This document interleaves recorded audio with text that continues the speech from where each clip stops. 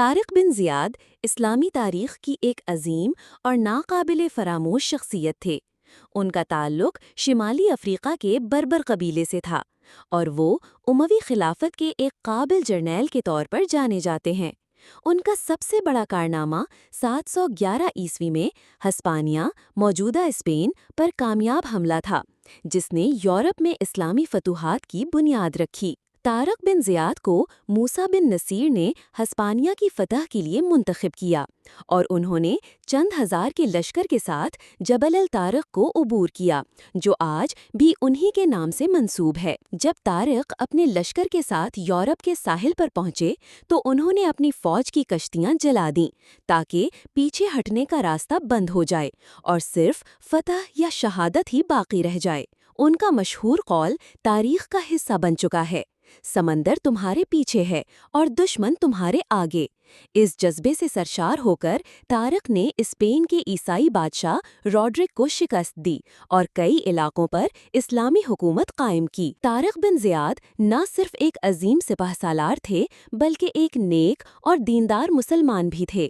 ان کی قیادت، حکمت اور بہادری نے نہ صرف افریقہ بلکہ یورپ کی تاریخ پر بھی گہرا اثر چھوڑا۔ ان کے بعد آنے والے مسلمان حکمرانوں نے تقریباً 800 سال تک اسپین میں اسلامی تہذیب کو فروغ دیا۔ طارق بن زیاد کا نام آج بھی مسلمانوں کے لیے حوصلے، جرأت اور قیادت کی علامت ہے۔ طارق بن زیاد کی شخصیت میں غیر معمولی بصیرت، جرأت اور قیادت کی خوبیاں موجود تھیں۔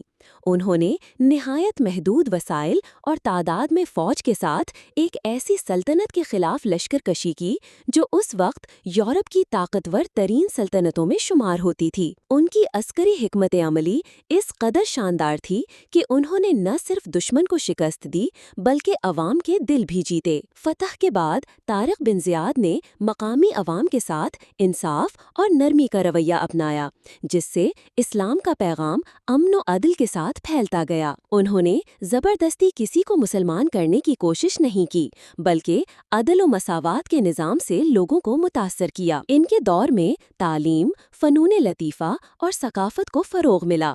مسلمانوں نے اسپین میں نہ صرف حکومت کی بلکہ علم و حکمت کے ایسے چراغ جلائے جن کی روشنی پورے یورپ کو منور کرتی رہی۔ یہ بھی تاریخی حقیقت ہے کہ طارق بن زیاد کو بعد از فتح وہ عزت اور مقام نہ مل سکا جس کے وہ حقدار تھے۔